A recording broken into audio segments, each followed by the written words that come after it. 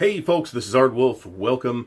We're going to talk today about something that I don't talk about a ton on the channel, and that is role-playing games. Now, I've done a little bit of role-playing game stuff. I'd like to do more. We'll see if that actually develops.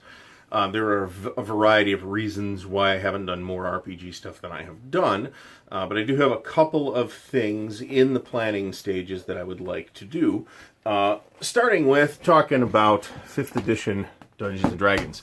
So this is the D&D5 Player's Handbook. Now, I haven't played a ton of 5th edition. I've owned the Player's Handbook since it came out. I like what they did with 5th edition, and I might talk more about that in the future. What I specifically want to highlight today are two things. One of which is something I picked up relatively recently, which is the 5th edition Dungeon Master's Guide. Now, any Dungeon Master's Guide for D&D is inevitably going to be compared to this book. This is the original 1979 or 1980, maybe 1981. I would have to check that, actually. Something like that. Original Dungeon Master's Guide by Gary Gygax. Now, this is kind of an encyclopedic tome written in what we literally now call High Gygaxian. It's about 240-some pages. As you can see, my copy is fairly, well, they're all fairly old at this point. I've got multiple copies of this, and this is the only one I actually have in this cover. This is the original cover. If you look inside, you can generally see what printing. This is the revised edition, December 1979. But it's the first cover. They eventually did what gets called the orange spine version. This is the latest version, the 5th edition DMG, and we're just going to leaf through it pretty quickly here, and focusing on the table of contents to talk about what's in this book. So the DMG has historically been a place for sequestered information to go. Generally speaking, a lot of that is how to run D&D. But a lot of that is things like the details of magic items and the details of encounters and stuff like that. And this version is no exception. Since 3rd edition, we've had a fairly structured approach for dungeon masters to follow when it comes to designing encounters, which are then the building blocks of adventures, which are in turn the building blocks of campaigns, and so on and so forth. And this one is no exception, but it does start out in an interesting place, I think. It starts out actually with the introduction about what the Dungeon Master does and all this stuff. But then it goes into the world. I think I've skipped ahead into the world. Master of Worlds. Create a world of your own. So this is actually quite nice advice, I think, for what it's trying to do. But bear in mind that, and this is more obvious now than it used to be, it is not necessary for you to have a detailed setting, or indeed a setting at all, to start running a D&D game. Really all you need is an adventure. And that adventure might even be fairly loosely structured. Especially if you don't necessarily want to turn it into a campaign, but to start off a campaign, you really don't need very much. You need an adventure of some kind and some NPCs of some kind, and you can get by with that and develop as you go. Despite that, I'm a big proponent of building elaborate fantasy worlds, which again, not strictly necessary. But there's a big focus here on different kinds of plot hooks that you can deploy in a setting, along with some notes on how to end a campaign, which is actually nice. I'm reasonably pleased with the book overall, by the way, if I hadn't said that. It talks about the different tiers of play: local heroes 1 to 4, heroes of the realm 5 to 10, 11 to 16, masters of the realms, and 17 to 20, masters of the world. Now, 5th edition specifically kind of gives you the level range of 1 to 20. That's kind of varied back and forth. It was about 1 to 20 in 3rd edition 3.5 and Pathfinder. All of those, I think, did have extensions to that level range at one point. And then in 4th edition, it kind of went to 1 to 30. The idea is the same. I do kind of like that they set tiers up. I thought that was a useful shorthand in 4th edition. toward developing, toward giving the game master an idea of what kinds of adventures are most suited to players at those levels. We talk about different kinds of fantasy, different kinds of fantasy in the context of D&D. A more broad discussion might not necessarily touch on the same subjects. Wuxia, there's actually a section on Wuxia. That's interesting. There's a whole section on creating the multiverse. Now, there have been a variety of different cosmologies, official cosmologies for D&D over the years, and probably the best known of which is the Great Wheel, which is it in this book? Might be in the original DMG. God, there's a million appendices in this thing. I forgot about that. It might be in this book. It might not be. It actually might be in the Player's Handbook. But you have the Great Wheel cosmology with the astral plane and all the various upper and lower planes and all that. 4th edition really pared that back so that you have basically 2 planes. You have maybe 3. You have the elemental chaos, and there was like an evil dimension of some kind, and then there was the Feywild, and everything else was kind of branching off of that. I do see some value in not necessarily in the simplified cosmology, although that's fine, but in showing you that you don't necessarily need to go with the traditional Great Wheel cosmology.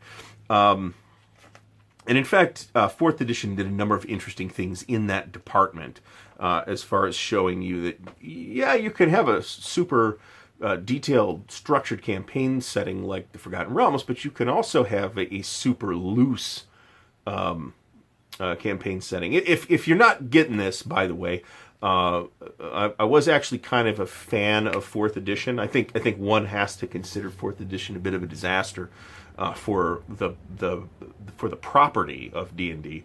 But I think 4th edition did a lot of interesting and novel things, and it's too bad that they couldn't really deploy it in, I think, the right way to make it adoptable by the majority of people playing D&D, and that's, I'm sure, one of the many reasons why. One of the few reasons, really. One of several reasons why people ended up migrating to Pathfinder, because Pathfinder felt like D&D. People wanted to play D&D, and 4th edition, for some at least, didn't feel like D&D. And I sympathize with that viewpoint too. It to me, it can feel like D&D when you're playing it, but if it does, then that's something that's as much put in by the people at the table than it is by the game itself. So anyway, we talk here, back to the DMG, we talk, if you also hadn't known, if you're a newcomer to the channel here for a D&D video, I do mostly tabletop wargaming videos, and I ramble on a lot. So there you go. So Ethereal Plane, they do talk about the Feywild again, actually. But they also talk about the Shadowfell. That was the evil place, I believe. The inner planes, there's some elemental planes here, although they do talk about that in the context of elemental chaos. Here's an illustration of the elemental planes. I wonder if we have an illustration of the Great Wheel. Looks like we don't, but they do talk about, looks like a lot of the different outer planes, and they actually talk about the Outlands and Sigil. Sigil, if you don't recognize it, was the city of 1,000,000 planes, or whatever it was called, that was kind of at the hub of, literally the hub of the Great Wheel, as explored in the Planescape setting for D&D 2nd edition. And so I could honestly do a whole video about AD&D 2nd edition, so I'm going to skip over that, but that's where this originally comes from.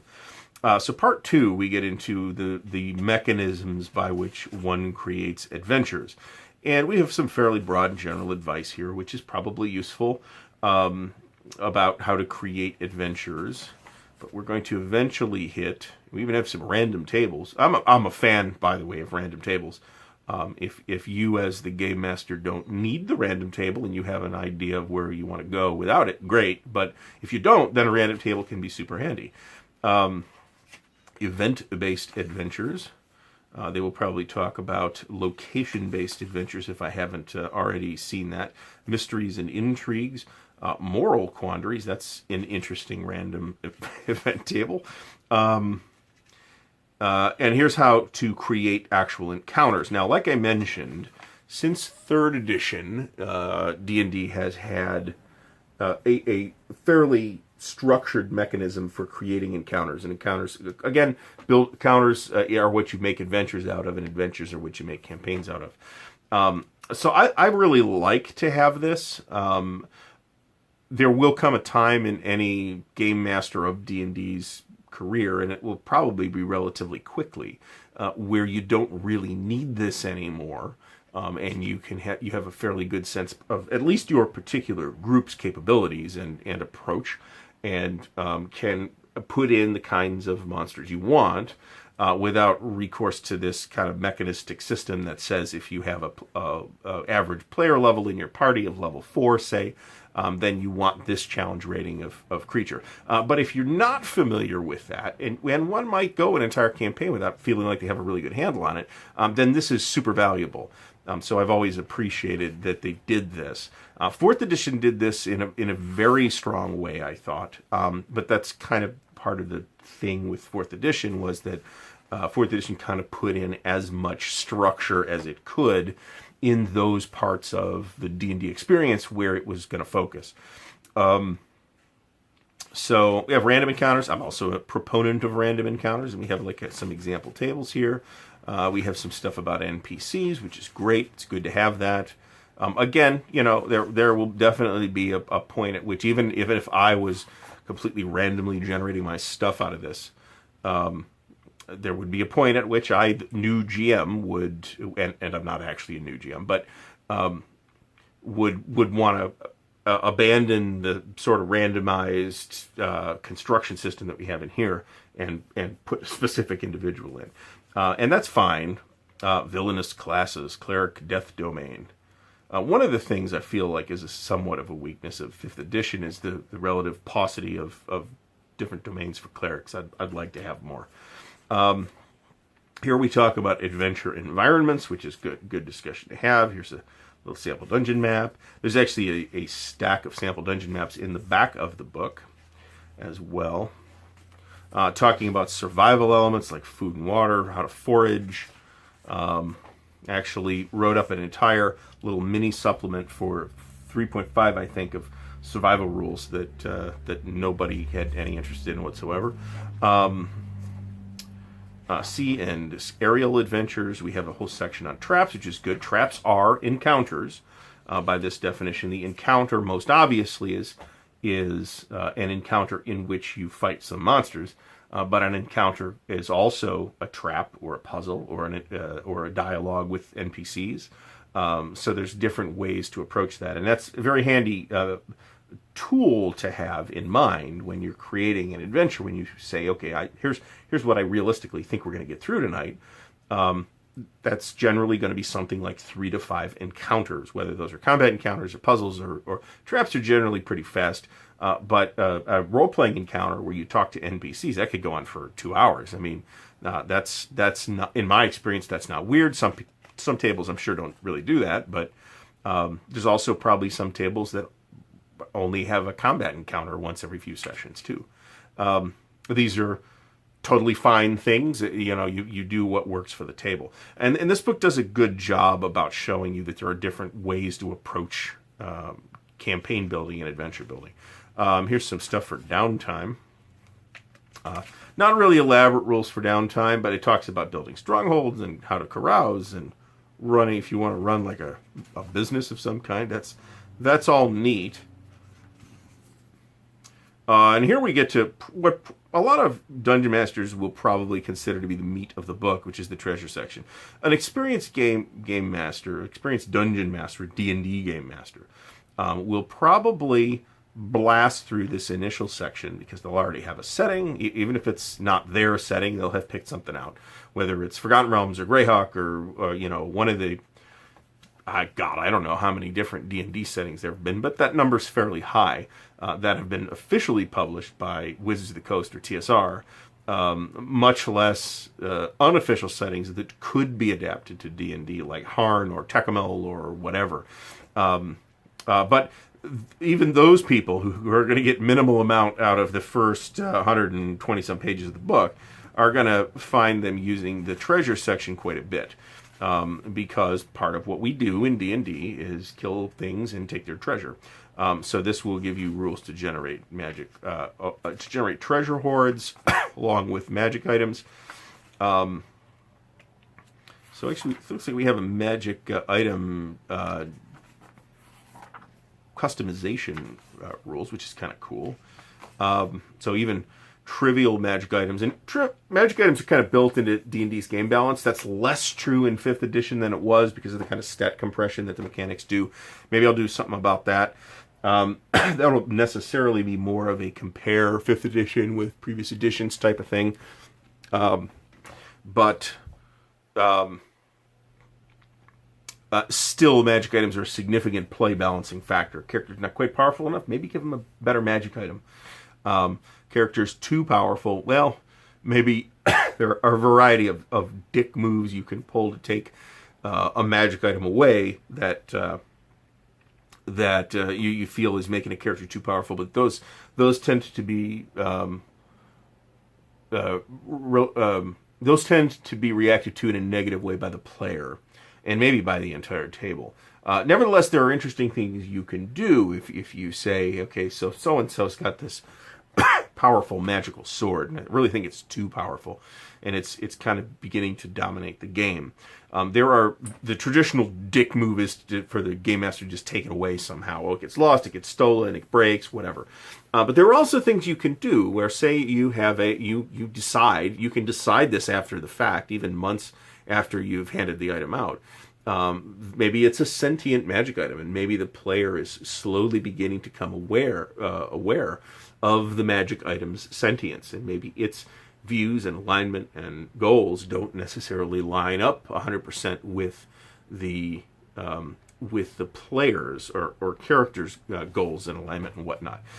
So that's a way to help to mitigate that in an interesting way. Maybe a particular ability the magic item is the problem ability. Maybe the sentient spirit in the item has decided that it is only going to deploy that power when it wants to. So without necessarily taking away the other abilities of the item. So here we're going through a big list of magic items. It's traditional in a Dungeon Master's Guide. The 1st edition DMG has this too. If I sound a little froggy, or I erupt in a fit of coughing, it's because I'm getting over the flu. By the way, the apparatus of Qualish, always a weird item. But there's all kind of, cool. All the traditional things are in here as far as I can tell. At the end, and I'm going to skip ahead here, because this is a huge section. We're still only in ours. The whole list is alphabetical, which I actually rather like. At the end, though, there is a section. Oh, here's your section on sentient magic items. And a big section on artifacts. Now, the 1st edition, this guy had a kind of huge list of artifacts, and there was a book of artifacts for 2nd edition AD&D. And there probably was for 3rd edition as well, 3 or 3.5, and I don't have it. But the artifacts that you get details of in here, and it does kind of do the traditional. You're going to generate the artifacts abilities yourself because the artifact is by definition a unique item, and they tend to be campaign driving items in many cases. They don't have to be, but they kind of probably should be. So the obvious, I think the most famous example is probably the Rod of 7 Parts.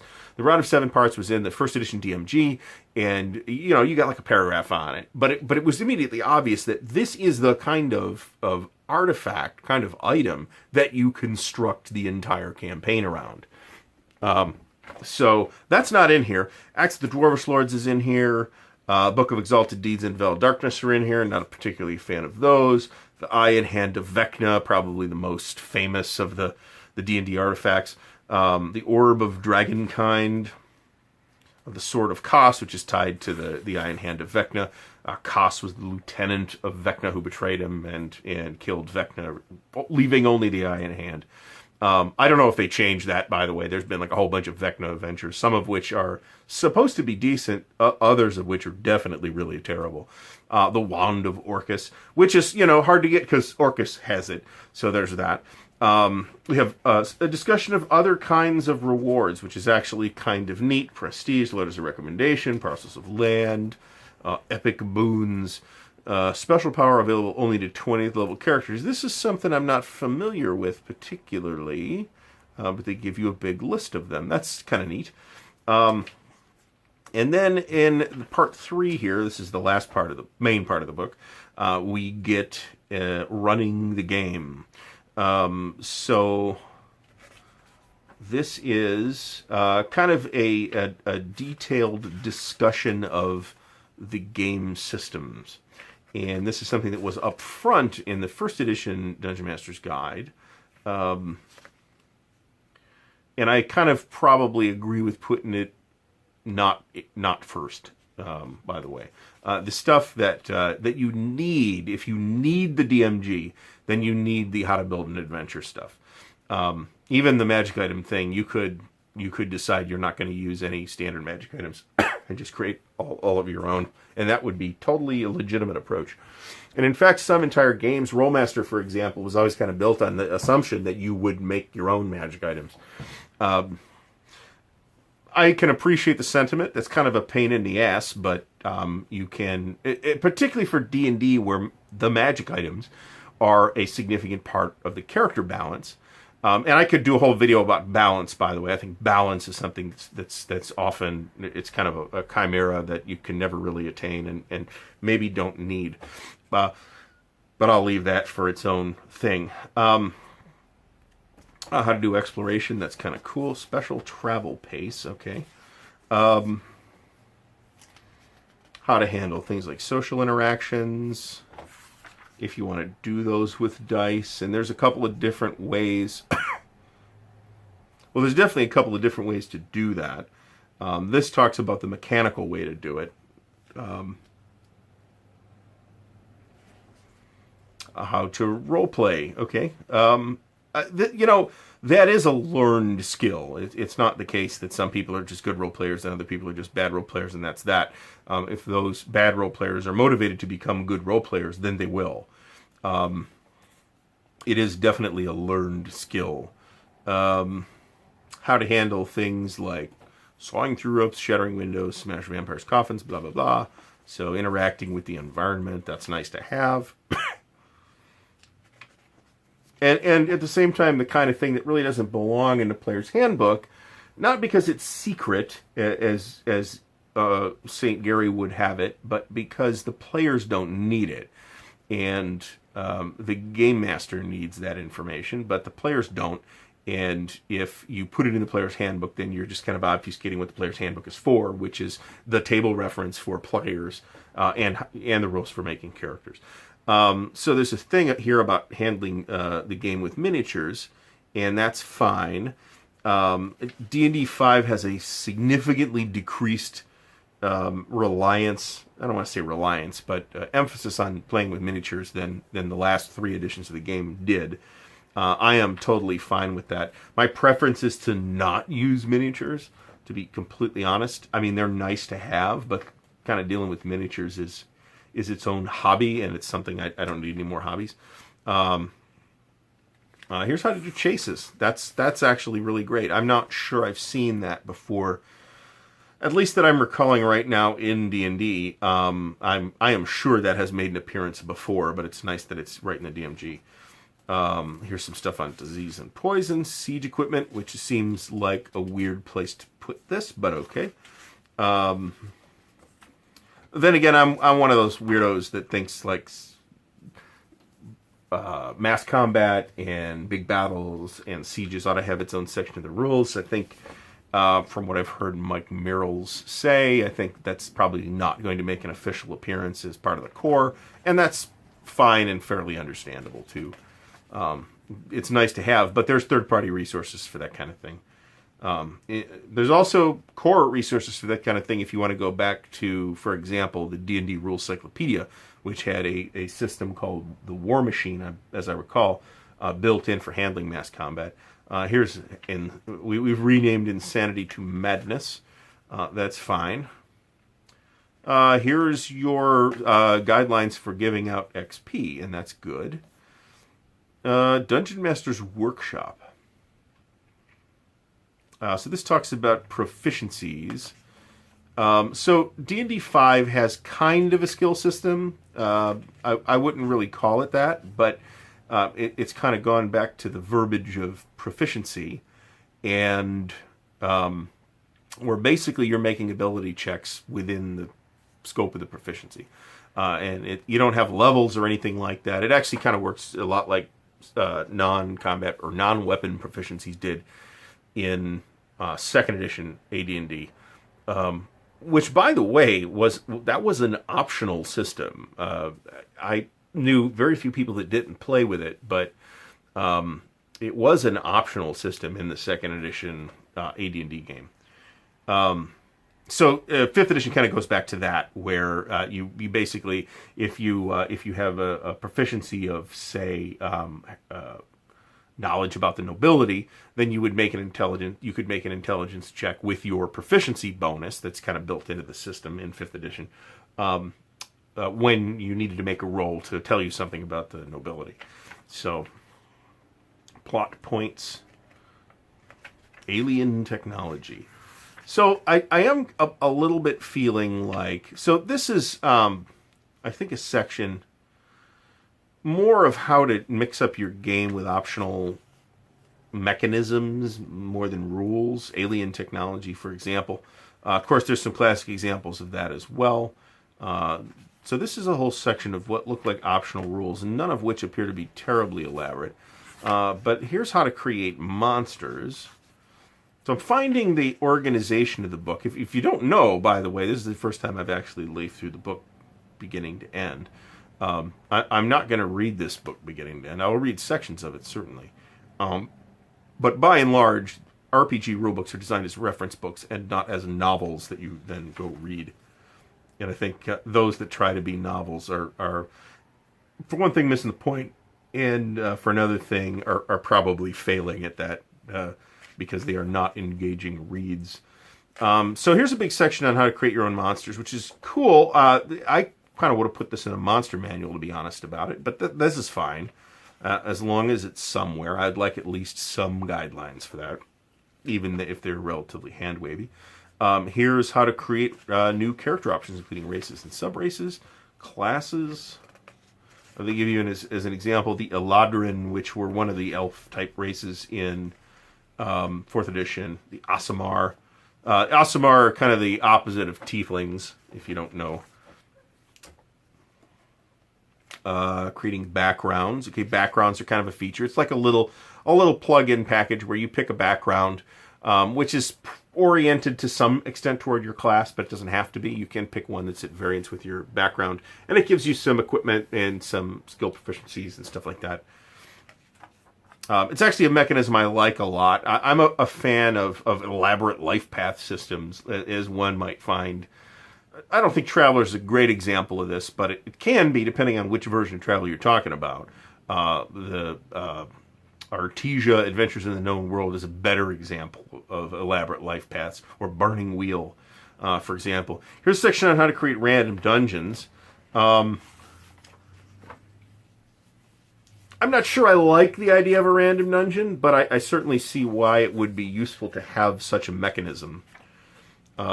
Just in case you need it. You know, sometimes you need it. Sometimes you're like, man, I got to come up with something for tonight, and I don't really have time to think something through and do all this legwork, and I'll just roll something randomly, and you can. Monster lists. This is handy. This should have been in a monster manual, in my opinion. By environment. So this tells you, for example, in grassland areas, these are the monsters you might face, along with their challenge ratings, which is also useful. Ancient Gold Dragon, you know, CR24. Different environments. Here's a list of monsters by challenge rating. Now, there have been a lot of additional monsters for 5th edition, but there's only one monster manual. And in a way, I see why they don't want to do like a Monster Manual 2 and a Monster Manual 3, but at the same time, it would be awfully handy to get the monsters to say, I'm going to get a Monster Manual 2 instead of buying 4 other books. So, on the other hand, one should never, on the one hand, you never have enough monsters. On the other hand, you should never feel obliged necessarily to have more monster books. I don't know how many monster books I have over the various editions of D&D, but that number is not low. There are a lot of third-party monster books too, plus a lot of adventures contain monsters and stuff like that. So while it would be cool to have a Monster Manual 2 and 3 and whatever, I'm not exactly crying myself to sleep at night because there isn't. So here's this is really nice that they did this too. Here's some sample maps. You can have a couple of sample dungeons. Here's a sample little, looks like a port town. Here's another dungeon, which might well be the lower level to the one we just saw. Here's a little island type thing. And I don't know if these are new and unique maps or if these came out of other products. It could be either one. Here's a ship map, which isn't always nice to have.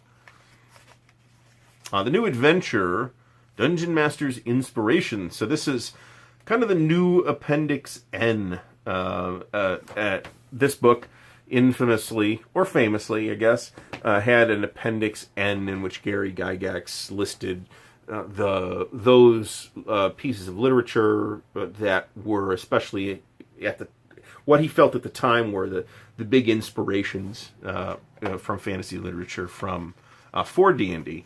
And while there's actually other RPGs in here, you could easily do like a 10-page bibliography like this of inspirational stuff. One of the interesting things today is that we have a lot of other channels for inspiration, not just fantasy literature. We have movies and TV shows and, frankly, other people's campaigns that you might watch online. So here's an index. I would have been enraged had this not included an index. That would have been a gigantic mistake. Coming from wargaming, I've kind of been part of wargaming for a while, for the last few years exclusively. Not exclusively, but almost exclusively. I've been wargaming, where indexes are a rare and wondrous thing. That is a disaster in an RPG book to not have an index. That does not mean that all RPG books have indexes or have indexes that are worth anything. White Wolf, I'm looking at you. But the D&D has generally had indexes, and they've generally been at least fairly good. So I like the look of the DMG. I kind of like to get a campaign going. I don't know what that means in terms of timetable. I do not currently have it, but I'm kind of working on setting one up, with the intention of, hey, when a group magically materializes in my game room, then I will actually have something ready to go. And I may have some video on that too. So thanks for watching through this sort of elaborate, rambling look at the 5th edition D&D Dungeon Master's Guide from Wizards of the Coast. And whose logos are on this, just because I'm curious. DungeonsandDragons.com, and that's it. Look at the title page. I mean, I know Hasbro, Wizards of the Coast, all that stuff. I'm sort of a little surprised I don't see the Wizards of the Coast logo on here. Anywhere, actually. That's interesting. Anyway, I'm going to talk briefly in the next video about comparing this with another edition of this very same book. So, thanks for watching. Stay tuned. I've got more of this kind of content coming. There's more additional content coming, too. I should do a channel update video to tell you all about that, because there's like channel news for stuff that people have been waiting for a long time. But in the meantime, thanks for watching, and I will see you next time.